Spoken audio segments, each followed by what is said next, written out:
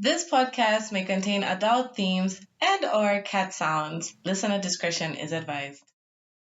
Hi everyone, my name is Rama Ngoma Msaka, but everyone calls me Rama. And I'm Kananji Msaka. And this is Surviving Malawi with the Msakas.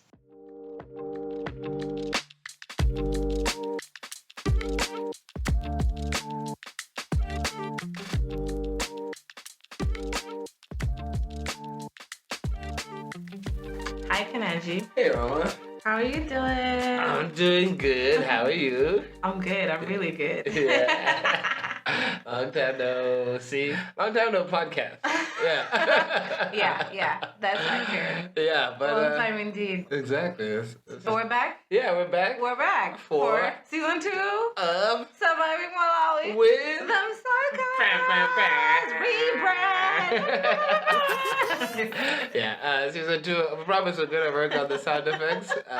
Just give us a bit of grace. But yeah, I mean, so much has happened in the time we've been away. I think maybe we can start off by just letting people know where we've been. What's been happening. Going on. Yeah. So what's been going on? A lot, as you said. Work. I would say work was the first. Yeah.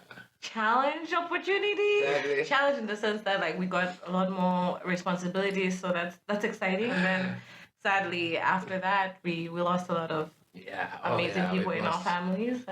There's so many. I lost my aunt, a very close auntie. We lost a go-go, who was the pillar of our family, the patriarch kind of thing. So it's been a lot of really amazing people. Yeah, a lot of adjustments, and I know there's been also loss on your side. Yeah. Losing my cousin, then my uncle, and then my dad. Yeah. So yeah, it was just tough because it just kind of felt like every 3 weeks. It was in a very short space of time. I remember that. My uncle and my cousin, then my dad. So it was just it was really tough, and it's been a lot. Anyone who's lost family, or even if you listen to our last episode, messed up as it was about grief. We had to put a lot of that into practice right away, sooner than we expected for the family members that we lost. So that's been a lot. That was definitely, I feel like, a major part in why we've been away. Yeah. But also on some positive stuff. I heard you got married. I got married. I heard you got married. Yeah, I got married too. Who'd you get married to? To you. Me too. We got married, guys. We got married. So I feel like in this episode, that's really what we want to discuss a lot, because it really captures everything. I feel like it tested us. I feel like it tested me as a person, tested me as your fiance all the time. No, I'm your wife. Exactly. Tested me as a daughter. It was a lot, and I know that you also. I mean, we were literally seeing each other go through it, but we were going through it together. So exactly. I guess that's what we want to talk a little more about today. Yeah, just to give you some background. So December 31st, 2024. I took Rama to the lake and I proposed. I know. I was so surprised. Anyways. It was basically New Year's Eve and proposed, and she said yes, thank God. Because it would have been a long trip back then. I know, okay. From the we went to the the first day of 2025. Of January. We were already hit the ground running with plans. So that. From then to December when we got married, that's been that was pretty much our day to day. Every night after work, we'd talk about it. It was really doing a master's, exactly. Getting married. But just to say that I think we had talked a lot about getting married. We knew our plans. It was just about when.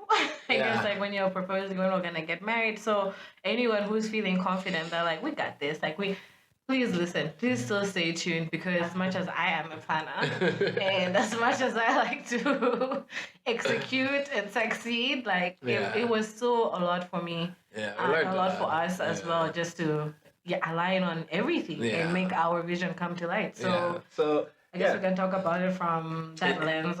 Like if you want to see all of mental health displayed, just go through a wedding you'll go through it. Oh my god. So I feel like that's where we're gonna start from. First and foremost, I feel like the thing to talk about is that we had our wedding in December. Yeah. If you're not from Malawi, December is the rainy season. That was.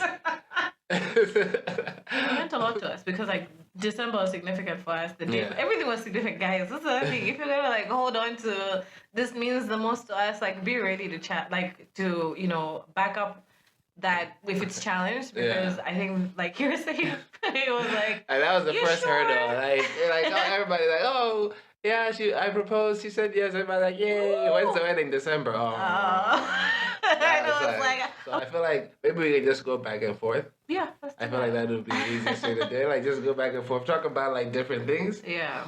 So the first one, well, what would you say in that whole experience? Like, what were your most like joyous memories? Like, what made you happy? There are a lot. There are so many amazing moments for me. I mean, I'm blushing. I'm even blushing. Yeah. I think one that I can hand it over to you and keep going. But one of them was just how our family came together, like our families. Yeah. I think what was beautiful is on your side, like everyone was just on board. My side, everyone was on board, like from the get go. Like people were rooting for us, which I think like that's just the best starting point. Yeah. And I think just kind of seeing how that translated over the year leading up to the wedding, like even in the stressful moments, like literally family was like, we've got your back and we're gonna see this through no matter what. Like even they guys want to get married in the rainy season. The respect for our vision and appreciation and excitement for us thinking through that level of detail and then trying to meet us halfway on how we could make that happen. So it was just like, it was very wholesome. Yeah, that whole support system was like, it became very evident. I feel like because maybe we had spent so much time just planning between me and you. Yeah, true. I think like finally like open it up to other people and then get the support we did. That was like, I agree with you. That was really cool. Yeah. Okay, like you walking down the aisle. Oh. That was okay. Just a little context on that one though. When I walked down the aisle, when I arrived, you weren't there yet. So I walked down the aisle, and we had told the DJ. Oh my god. We wanted to serve song. The remake. Yes, the remix. To clarify, exactly. On the remake of Mawu Anga. If you haven't heard it, we'll put a link in the bio, in the comment section, and you can hear it for yourself. But the DJ decided to play the original. The original. So the original has a bit of a different tempo.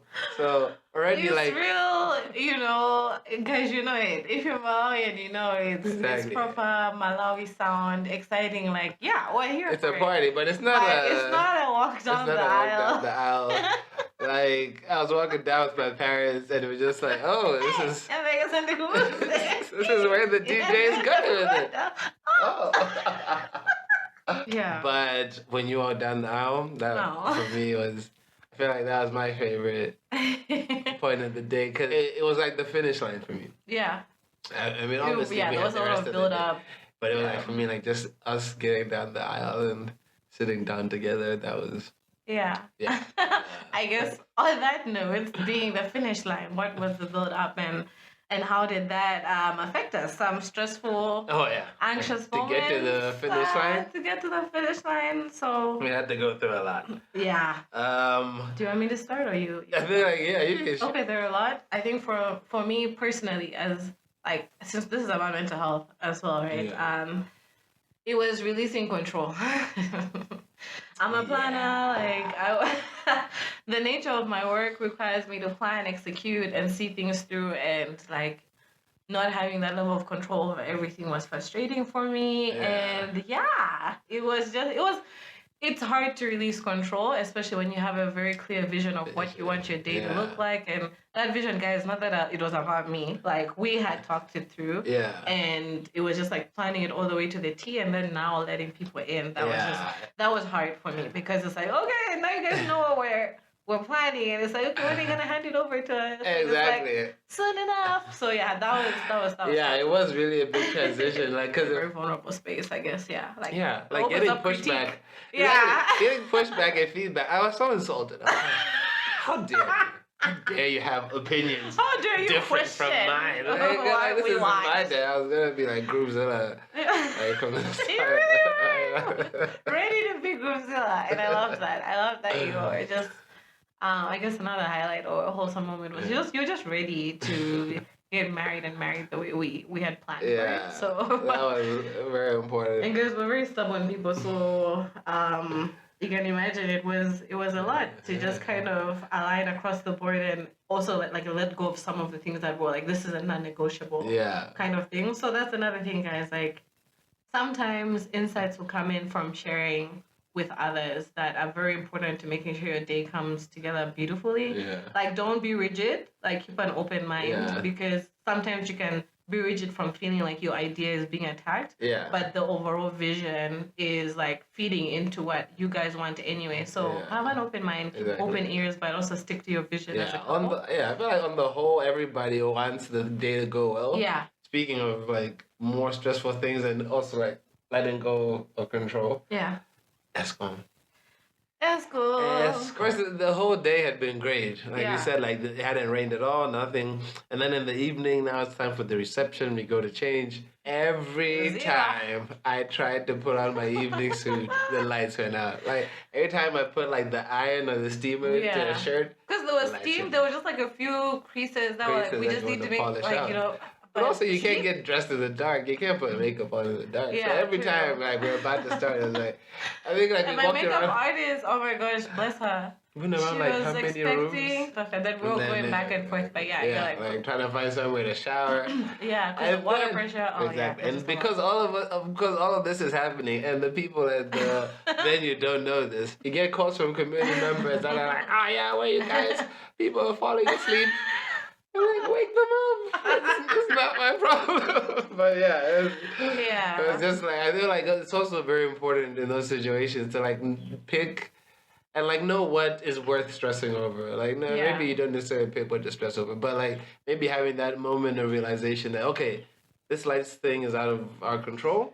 Yeah, there was not much more we could do about it. Don't let it stress you. Yeah. Like, enjoy the rest of the night, kind of thing. So that was something that I feel like it was stressful, but also like it gave us it made us stronger, and we worked as a team in that. And I think the last thing before we move on to other highlights was just the legal side of things. Like, if you're planning to, I think this is across the board, because whether you get married in a church or by the DC or any other means, you're still going to have to register legally. So guys, get your info in good time. Because there's a destination waiting for us, like it literally required us going to the DC in Mangochi like way beforehand. Yeah. Get all the information, which was not very clear, and I get it because there were also transitions, like, you know, elections happened last year, so moved around. So it was just kind of like we didn't have 100% clarity on who would be officiating, but I'm glad they gave us confidence it would work out. But I think it's just like just get your information right, manage your expectations, and have contacts that you can, like, you know, contacts that are based there. Right. So I feel like we've like started off hot. I feel like we need to take a break right now. Let us take a break. Yeah.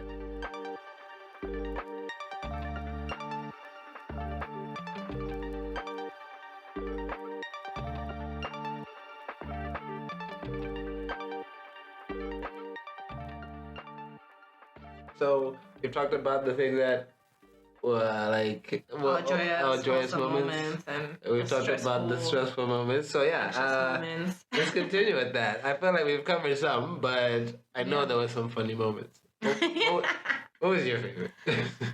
Oh my gosh, I don't know where to start. I guess our matching crew. Yes. When the power went out and they were setting up, like switching on the genset. Yeah. It was really lovely because it was taking longer than expected, and then people had the phone lights on. It was giving concert vibes, and then at the far back, one of the machinga tables crew, he was winding his waist and they were singing along for him. So they were hyping him up. Exactly. And singing as he would wind his waist. Exactly. Yeah, if you guys have seen that meme of the Ugandan dad getting on stage, that's what this guy was doing during a blackout. Yeah, it just felt like our people, which they were family, our vibes. Yeah, but it couldn't all be fun and games. So, there was also some sad moments there. Yeah, I don't know. Difficult moments. Yeah. Sure. Oh, what was it for you? Yeah. I mean, for me, every girl I know, by tradition, is walked down the aisle by their father and by their dad, and it was hard. Even from the planning phase, just planning, knowing that he's not going to be there, and that he really wanted this. He really wanted us to get married, and I think that helped. That we had that. We already knew we had his approval, and that he really liked you. He loved you. He was a great guy. He was great legs. great legs. He was a very fit man. It was very lovely. I'm very similar to him. Our behaviorisms. So it was just tough to not have my twin during the process. Yeah. But I think what was beautiful was just how my mom showed up. I was worried because obviously wedding planning, it takes you back to your own wedding or reminds you that your person is not here. So the way she showed up for me was just beautiful. Yeah, that was amazing. Yeah, even my sister, the way she was just girl, you know what? We, as a family, we're still healing, but this is bringing everyone together in a good way. Yeah. After us coming together, to grieve and that helps. So I think on the day, I did feel his presence, there. I think he was the one who, leaving us as a daughter. Hey, you guys, you're dangerous. You tied the rain up, You stopped the rain. Yeah, and I feel he played a role in that. On the other side is my baby is gonna have her day, and but I think having my mom just be the amazing woman that she is, and my sister just making sure that my mental space is protected and safe, and my uncle also showing up and traveling all the way with the rest of my family was just another sign of you're in the right direction, and we support you, and we all miss your dad, but this is what he would have wanted, and we are all doing right by him by seeing this through. So that was sad, but in a way wholesome again. Yeah. Okay. All right. So what surprised you the most? Well, surprising moments. I was in denial for the longest time, but the value of having a wedding committee. I was surprised. Yes. By how much we needed that. I feel in the end. I feel my Western brain was what is this? Why do you need all this song and dance and whatnot?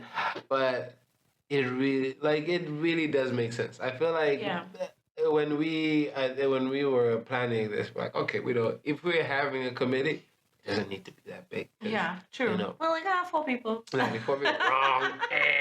It's a small wedding. Surely 4 people will suffice. Yeah. And on the day, not even on the day, just even before, you could see the value in letting things go, letting people take on tasks. I think committees also get a bad rep. Yes. Well, I don't know. Some hold on. Committees, I'm leading to something here, husband. Yes, some from what I've heard or seen in other experiences, it can be a lot. But I think it's also the different dynamics of hosting or having a much bigger wedding than we did and stuff. So I felt I was worried about that we would end up having everything that was planned be like reworked and reshuffled in a way that was not us. But they really tried to, and they did see our vision through so much that like even those who we talk about it, so vendors who switch up and knew, like even when they didn't do what they were supposed to do, like the committee knew what our expectation was and tried their best to make that happen, and spoke for us really when we couldn't. It allowed us to focus on our day and get away from all the noise of what may be going wrong, and stuff like that. So I feel like where I'm getting at with the, they get a bad rep is like choose a committee that knows you guys. Yeah. Ours was a mix of siblings, relatives, and then also some people who are just like in the business of weddings. Some people who like organize things just for a living kind of thing. So true. There is some stuff you will forget as like a couple. That like some people who are like not so involved with in the day-to-day that they can pick up and remember. So like that's for me also, that surprised me. I was like, okay, even those Malangizo stuff. Yeah, I did think like before. I was like, oh god, like I mean, the worst, but generally, like if you guys know, you go through like Malangizo. If you're having a church wedding, like it's just part of the Malangizo is what? Counseling, marriage counseling or guidance counseling before you get married. So because we're having a DC set up, like that was arranged separately by our our churches, and it was very helpful. If we're just been like straight on, like we're just gonna do the DC thing, don't worry about it. We've been together this long, we know each other. But it really did it gave me a lot of insights. It was very humbling. Yeah, because you think you know everything, and then you're like, obviously we can't get too deep into everything we were told. Get married so you can have the Malakas. Get married for the right reasons. It was good advice. Very humbling in the sense that I think if as a couple you feel you know each other very well, you have good communication. Like I think generally we are like most of the time like all the time in a good space in terms of just communicating well and stuff. But like it was nice to just have a different perspective of how you show up as a wife. Yeah. Now you're not just showing up as a partner or fiance or a girlfriend. Like this is for life. So I thought it would also be like very patriarchal. Yeah. And it wasn't. This was also what surprised me. Me too. I was like, oh, okay, they're very balanced. Open-minded approach. So earlier, I think this also touches on what we're talking about surprising. Earlier, you said something about vendors. Yes. They surprised you. Point is, there was a vision that we outlined very clearly, and sadly, despite having built a year of a relationship with two of our vendors in terms of like food, decor, ultimately it was a disappointment in how things were executed. The service was like delivered. The promises that were not met, and it's just like I'm just grateful that. Like you're saying, our committee, they were there to just like pick up the pieces that all the balls that were being dropped, they were able to like pick that up very quickly and make sure that things move smoothly. So I'm hoping our guests didn't notice. I feel like feedback is that nobody did notice. So that's actually another thing, is that all the mistakes you probably see that like nobody's gonna see. Nobody's gonna pick up on it because it's like they just came to celebrate. Like keep open communication, be transparent, track everything. Because if we didn't do that, it would have looked like we were the ones who did not do our part. Yeah. But guys, I know this sounds extreme, but as the work I do and the planning that Kananji's already spoken to, we track everything. Exactly. We track everything. So the communications, we had a paper trail for that. We had inspo and receipts for what we had shared. Yeah. We had receipts for everything. Yeah. So make sure you get receipts for every little thing. Yeah. Even if you paid 20,000 for some quick something, make sure you get a receipt for that, because they're gonna use that against you if they're not honors. Like people, is that a word? Honors? That sounds right. It's good. It's a word now. Yeah. So that was disappointing. Yeah. The fact that some things were being turned on us during our honeymoon. During the wedding that year, I was like, oh, okay, but like we didn't have to deal with that. Like the night before. Yeah. The wedding was chaotic. And then after it was just also chaotic as well. So just having a good understanding of what's happening or what is to come for your wedding, what you've paid for, what you're handing over to the committee. Like, I think for us, we really wanted to make sure we had covered and paid for most of the things we're not handing over to the committee. So sharing all the receipts because things are being claimed. Hey, people will flip the script. They're flipping the scripts and disappointing, but we moved. Yeah. It was still. It was just for that one day, even though it was building up to that one day. So also letting go is something that we recommend. Yeah. If things don't pan out as expected, focus on like all the beautiful things that did, and I think that's what stayed with us. 3 months now of being married. Look at us. Doing it. Look at us doing it. Yeah. So take the wins. Take the win. And so 3 months. 3 months. 3 months. What did you learn? What have you learned from that whole experience? Releasing control is okay. Yeah. I think it's also okay. I think for me, it's just a hard thing to do generally. Yeah. So I think who I was releasing control to helped, like understanding like what people are capable of, the intentions with you. So that helped me a lot. So releasing control is okay, and being vulnerable in that space is okay, especially with a safe community or people that you know will show up for you. And I'd say moving with mad faith. Like that's something like my roommate who made it to the wedding. I remember stressing to her about stuff, and she was like, "Girl, you have to move with mad faith when you're wedding planning because some things you just release and leave to God."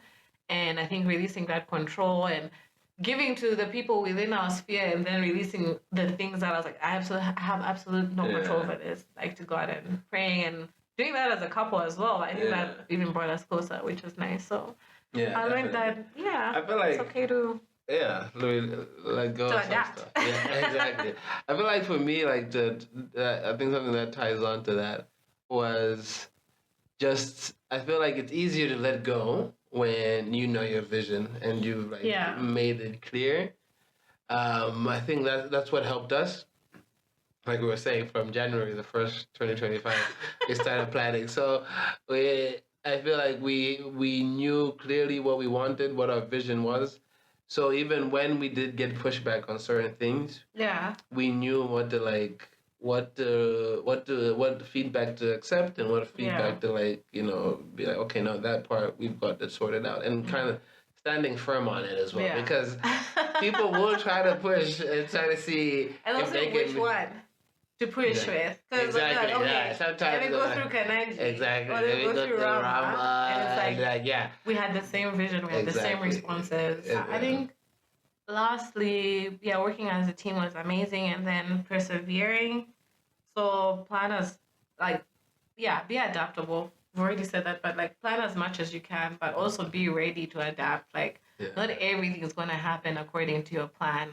Thank goodness, it didn't rain. We had planned for tents and all that, but as in, that was a nice surprise that we didn't have rain. So there are some good surprises, and there's some things that maybe can have you freak out, but remain flexible, keep an open mind. Remember that it's about you too. And then living in the moment. On the day, you may see things we'll promise the cake. Look, we said this before. Our cake, what was there was not the cake we ordered. Or the amount of cake we ordered. It was a lot, but it was just getting back to it's about you and me. It's our day, and let's have a great time and dance the night away. And that's what it should be about. All in all, given everything, the joys, the highs, the lows, the stress, the surprises, would you change anything? Would you do it all over again? As is? I would marry you all over again, yes. I'll marry each and everything. But I wouldn't change anything, because I think just even how our relationship has panned out, it's always, our wedding day was that. Us navigating the different amazingness levels of Malawi. And I wouldn't change that. I think it was very humbling. It was eye-opening. It was very wholesome. And it's something that will stay with me for the rest of our lives. And I think in the humbling aspect of things, humbling aspect of things, it's easy to criticize from the outside. Like if you're a guest, to be like, oh my gosh, this is taking so long, or the food wasn't enough, or whatever. But like when you're in that space, it's humbling because anything could go wrong, but everything could also go right. So just also like, approach it from a humble perspective, ask for help. I think that's something that I didn't really like, I was not so open about, but everyone was so ready to give help. Yeah. So I wouldn't change anything. Yeah. I think everything worked out the way it was supposed to. In hindsight, there are a lot of things where I'm like, oh, this could have worked better and all of that. But we worked with the information we had. So I'm also content with that. And all in all, it was a beautiful day. It was a beautiful day. And still just like in La La Land about it.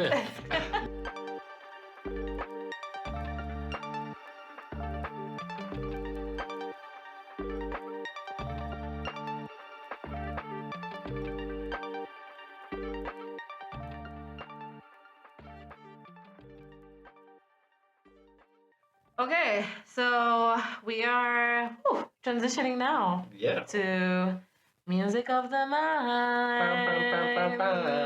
Yes. It's been 2 years, so maybe let's catch you up. Music of the Mind is our segment where we try to highlight local music that's really helping to promote and push the messages of mental health. So pushing positivity, pushing mindfulness, and all that good stuff. So this week...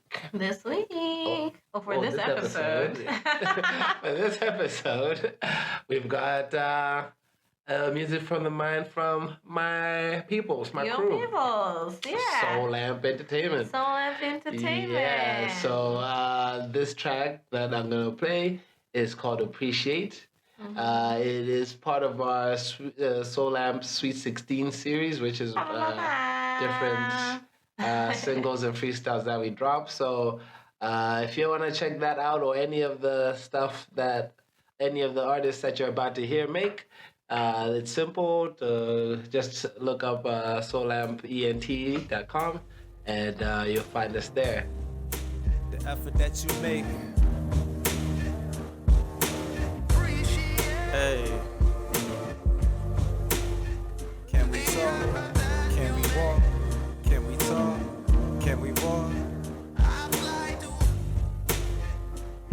You know I got you. Listen. Don't wanna take nothing for granted. These moments are fleeting and nothing's ever promised. Thinking time gon' wait, we get lost in all the madness. Thinking our paths is aligned till we facing all the traffic. Sit through your balance, it's a trip, we all got baggage. Trying to set that aside so we can be more in tandem. I see you, you see me, shorty, what's happening? I go through space and time to get close as how I plan it. You feel me? Hard to put together in words, so I'm giving you visuals, ain't gotta utter a word. Unless it's divine and spiritual, I wanna breathe life. Instead of preaching death in my songs, I wanna draw from right, and that all of my wrongs. Show me where to start, and I'ma piece together the puzzle pieces. Fit in and capture each and every one of our seasons. And if God bless, give me lifelong time, I hope we find meaning and pray our paths stay aligned.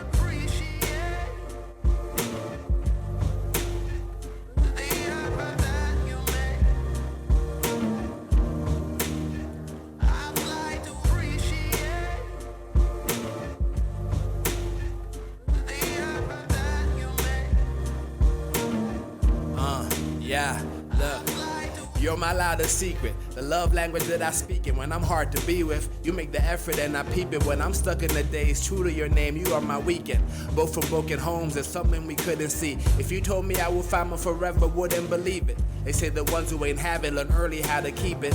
Effort is a measure of work, I hope you see it. Up at night planning our lives where we could be. I believe I couldn't leave you if I tried. I believe you if you lie. It's the peace and the belief that's in your eyes. While bombs fall on Palestine and the Sudan, and young babies working in mines. You keep my mind right, let's plant seeds. Something divine while sipping wine. No sour grapes, loving your taste. Happy was mine, happy aligned. Grand design, key to the code. A love story that was written in gold. Lo and behold.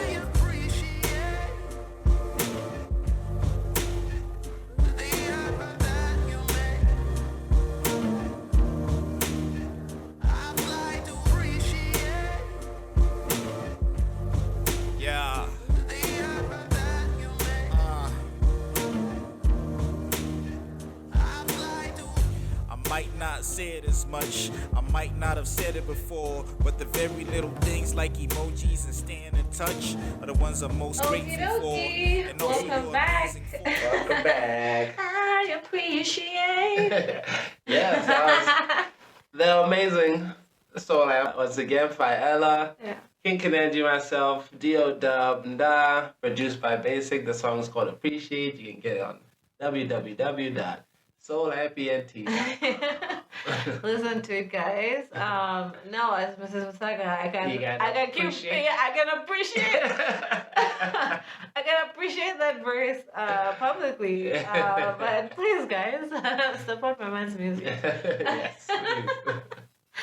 But yeah, that was an amazing song, and now we're going to transition into the next part, which is the last part of our episode, which is Mind Games.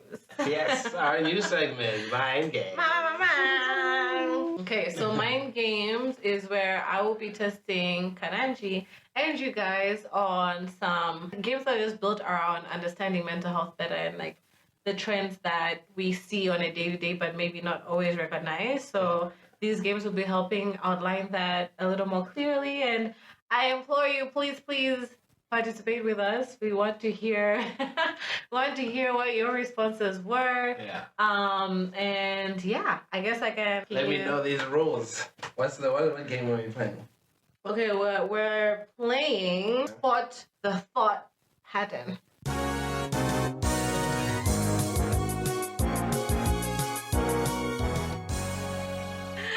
All right, so Spot the Thought Pattern is pretty much I'll give you a phrase.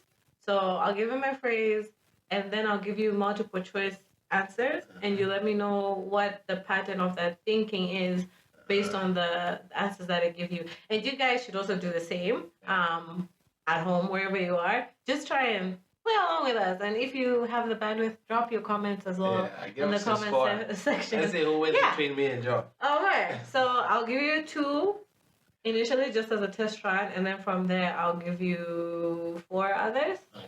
So you guys will be scoring yourselves out of 4 after this first test. Okay. Test 2. So testing. Okay. Okay. The first phrase is, if I don't do this perfectly, it's a total failure. Is this A, mind reading, B, all or nothing thinking, C, personalization, or D, emotional reasoning? Okay. If I don't do this perfectly, it's a total failure. A, mind reading, B, all or nothing thinking, C, personalization, or D, emotional reasoning. I'm gonna go with mind reading. Correct. No, that's not correct. Sorry, my bad. Nope. My bad. I'm sorry. Wait, what? Is that correct? I was just expecting. I'm sorry, my bad. I was expecting you to get that correct. If you're listening, sorry guys, that's not correct. It is B, all or nothing thinking, because this is someone who's seeing things in the extremities of it, or like the extreme. So you're seeing it's either or. Yeah. So it's either perfect or it's a complete failure. Yeah. Okay. So that is the all or nothing thinking, or the perfectionist mindset, which is not great, especially when you want to grow as a person. So yeah, what I can just say to that is, whenever you're thinking about scenarios, don't make it all or nothing. Yeah. Look at the challenges as bite sizes first before you look at the full picture, and then work on those bite sizes before you give up completely. Yeah. So yeah. Are you? I'm ready, buddy. We haven't started the actual. I'm ready for the actual. Okay, so we got dive straight into the actual. Okay. All right. So they didn't reply to my message. They must be upset with me. They didn't reply to my message. They must be upset with me. Is this A, catastrophizing, B, mind reading, C, labeling, or D, discounting the positive? Here's the phrase again. They didn't reply to my message. They must be upset with me. Is it A, catastrophizing? Is that how you pronounce it? Yeah, catastrophizing. Mind reading, labeling, or discounting the positive? Okay, I know I said mind reading last time. But this time I'm throwing it in again. Mind reading. Option B. Final answer. Okay, you're correct. You're correct, because this is coming from someone who's making an assumption of what another person is thinking. Yeah. Someone could not respond to a message for many, many reasons. They could literally be super busy, or the different reasons. Yeah. So I'm someone who expects a response like immediately.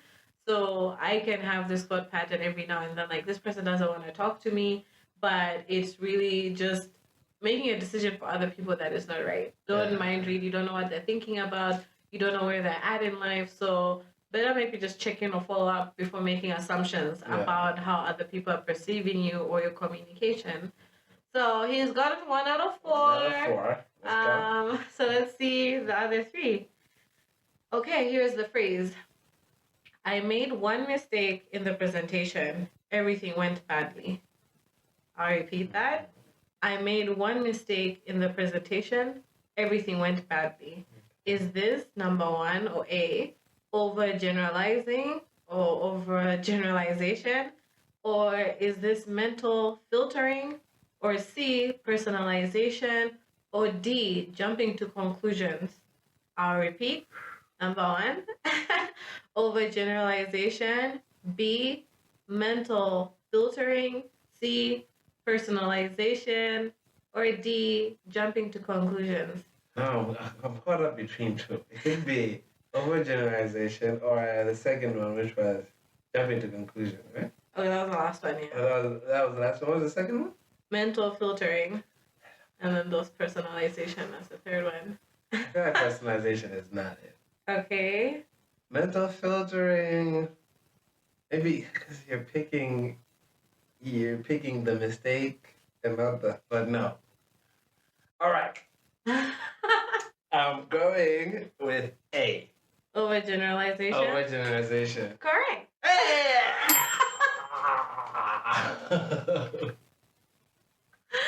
I feel like I should have had speaks. Yes, next time.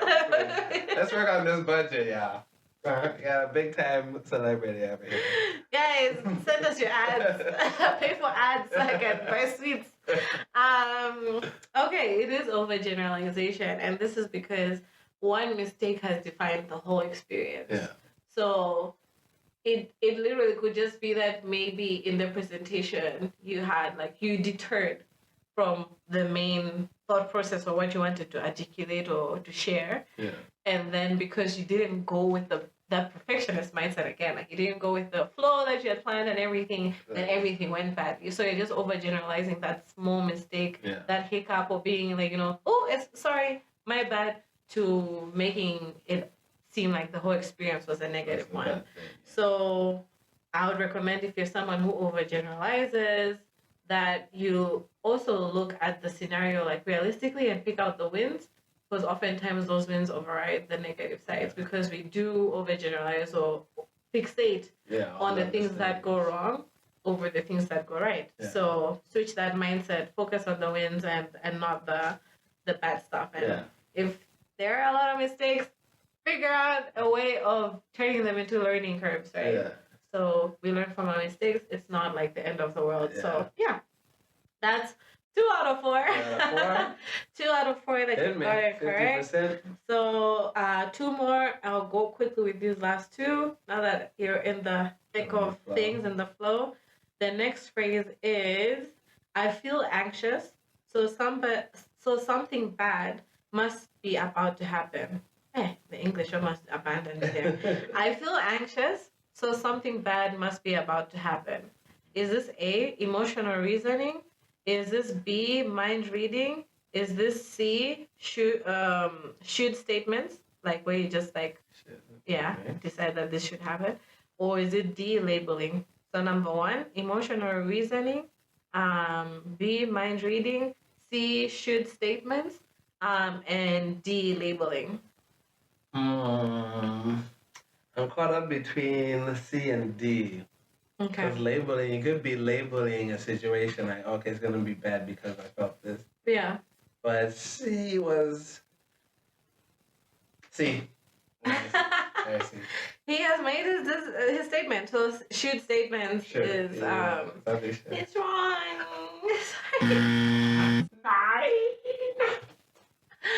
What? I'm so sorry. So don't tell me it was D. No. Wait, that's even worse. Why am I like, relieved? That was gonna be wrong choice. Okay. It's emotional reasoning because you are making, you're coming up with a conclusion based on feelings. Yeah. So that assumption or the feelings are equating to facts, which is not true. Okay. So just because I mean, there oftentimes when someone who's going to be like, hey, don't listen to your gut feeling or your intuition, like. There are times where that does lead to you figuring out or getting ahead of something potentially like not going well. Yeah. But if that is like your immediate response to every situation, then you're constantly operating from that emotional reasoning side of things. Of everything is like my gut feeling is the final say. Those are the facts. Yeah. Or my feeling right now are the facts. When really sometimes it's just anxiety about entering a new space or, interacting with new people or just being out of your comfort zone. But that does not equate to it being inevitably a bad result or that there's going to be something bad coming. So, all right. That's I'm 2 for 3 out of 3. Yeah. So the last one, before we close out. Take me to Very curious where you guys are at. Where our audience? How many you've gotten out of 3? And I'm just on 2 out of 3. Rama's 3 out of 3 because I'm reading. Not fair. Okay. The last one. You ready? Yeah. Good things happen to others, not to me. So is this A, personalization, B, discounting the positive, C, overgeneralization, or D, fortune telling? Good things happen to others, not me. A, personalization, B, discounting the positive, C, overgeneralization, D, fortune telling. There's no E, like being from Milongwe. Like good things happen to other people. Oh my gosh! But this one is hard. Oh, this one is hard. This is the $1 million question. Maybe. $1 million. That's not. How do you say that? Oh my gosh. Wait. What? How do you sing that song? Money, money, money. You drive the world crazy. She used to be the sweetest girl. I feel like Rama is making up her own song right now and trying to convince me. That's okay. If you guys know the song, please. Wycliffe. Oh my goodness! I'ma tell you, tell me, cash through everything around me. Okay, we don't have the clearance. Okay, sorry. Stop singing that song immediately. Yeah. Okay. Give me one more time. Good things happen to others, not me. Crunch time. You have 30 seconds. Right. Is this personalization, discounting the positive, overgeneralization, or fortune telling? Ooh, I'm gonna go with overgeneralization. All right.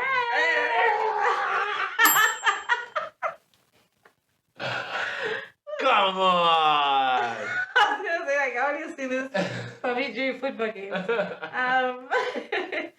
Yeah, that's true because you're overgeneralizing and just assuming that based on how many bad things have happened to you or what you've witnessed other people experiencing, that you're just constantly on the losing side. Yeah. That bad things always happen to me. So drawing a broad negative rule from limited evidence really is what it is. Mm-hmm. Oh, Kananji's always getting this and that, but I never get that. Like, it's just generalizing. Like, the factors are so different across the board. Your success or your access to things could be different from what I am experiencing. So to generalize and put us in the same bucket is not realistic and it's not practical. And it just sets us up for more failure because we're just like putting ourselves down over thinking more optimistically and thinking more of like, how we can turn these experiences into a positive outcome. All right. Yeah. I feel like that was a good game. Yeah. 3 out of 4, 75%. That's not bad. Africa in me expects you to get 4 out of 4. This is the parent, she said of me. Sorry, future children. But yeah, no. That was our segment. Mind games. That was fun. I hope you guys played along, and please do share us your results. Yeah, exactly. Yeah. And if you'd like to hear more and play, have us bring more of these games to the podcast, we'd love to hear your feedback. Yeah, shoot us some ideas as well. Yeah. Cool. So yeah, that's our episode. Applause! That is the end of our episode. We're back. We did it. Thank you guys for being patient. Waiting, for waiting this long. Giving us grace. Exactly. Not unfollowing us. And shout out to all the people who are still following us in this following in silent period. Sending us some messages as well. That's really helped, guys. We're still here. We were figuring out our lives. We were surviving Malawi. Yeah. And now we are in a good place to keep on sharing our experiences and our tips and tricks on how to just live a more positive life and make wellness the center of that vibe. All right. On that note, bye, Kananji.